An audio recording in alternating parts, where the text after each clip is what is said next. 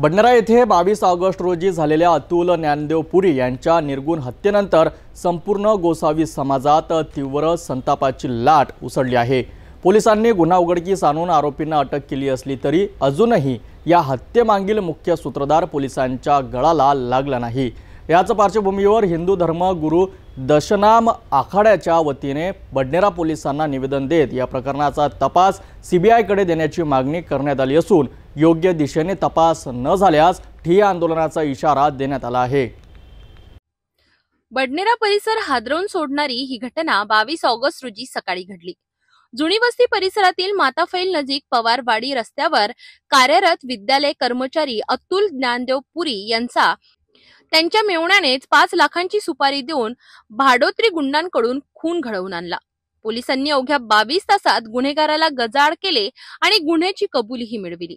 मात्र या हत्येमागील मुख्य सूत्रधार अजूनही फरार असून त्याला पकडण्यात पोलिसांना अपयश येत आहे। हत्ये प्रकरणातील तपासावर प्रश्नचिन्ह उपस्थित करत खऱ्या सूत्रधाराला कोण खतपाणी घालत आहे याची सखोल चौकशी व्हावी अशी मागणी हिंदू धर्म गुरु दशनाम आखाडा शाखा पुणे यांच्या वतीने करण्यात आली आहे।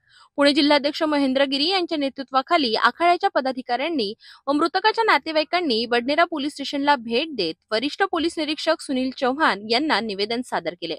या प्रकरणाचा तपास सीबीआय कडे देऊन पारदर्शक न्याय व्हावा, अन्यथा ठिय्या आंदोलन छेडण्याचा इशारा यावेळी देण्यात आलाय। यावेळी आखाड्याचे पदाधिकारी, गोसावी समाजातील नागरिक व अतुल पुरी यांच्या कुटुंबियांची मोठ्या संख्येने उपस्थिती होती।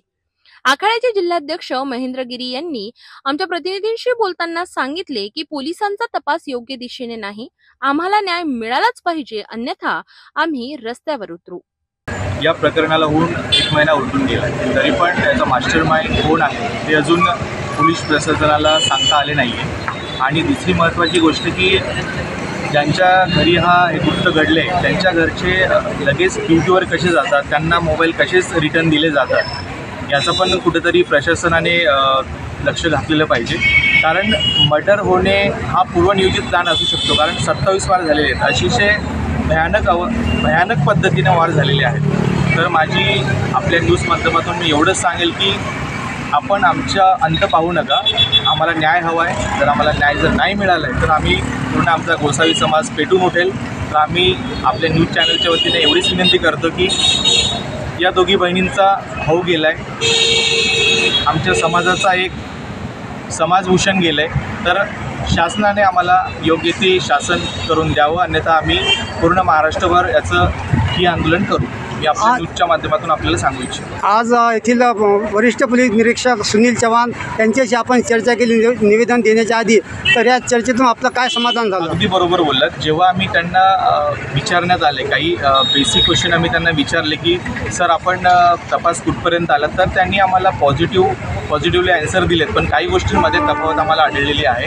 कारण आधी ते बोललेत की आम्ही मोबाईल जप्त केलेत, नंतर बोलले की मोबाईल आम्ही त्यांना रिटर्न दिलेत, नंतर आम्ही त्यांना विचारलं की तुम्ही जाब घेतलेला आहे का, तर ते म्हटले त्यांची मानसिक स्थिती बरोबर नाही आहे, तर आम्ही नंतर घेऊ। म्हणजे आम्हाला थोडंसं याच्यात शब्दाची विसंगती दिसते।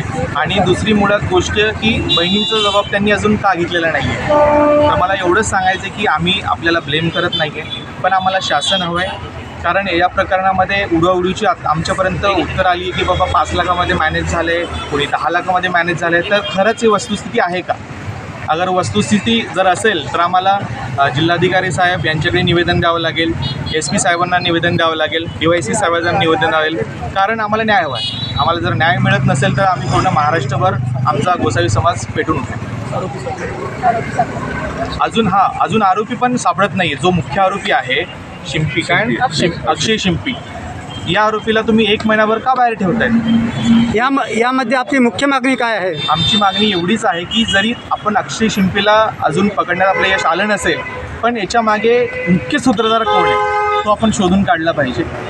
कारण अतिशय भयानक अवस्थेत हा मर्डर आपण म्हणजे एकदम तुमची डोळ्याने पण तुम्ही बघू शकणार नाही, अशा प्रकारे 27 वार झालेले आहेत। अतुल पुरी हत्येप्रकरणी पोलीस तपासावर प्रश्नचिन्ह निर्माण झाले असून गोसावी समाजात तीव्र संताप आहेत। खऱ्या सूत्रधाराला अटक व्हावी आणि या प्रकरणाचा पारदर्शक तपास व्हावा यासाठी समाज आता लढाईच्या तयारीत आहे। पाहावे लागेल की पोलीस प्रशासन यावर काय भूमिका घेतात आणि हा तपास सीबीआय कडे देण्यात येतो का।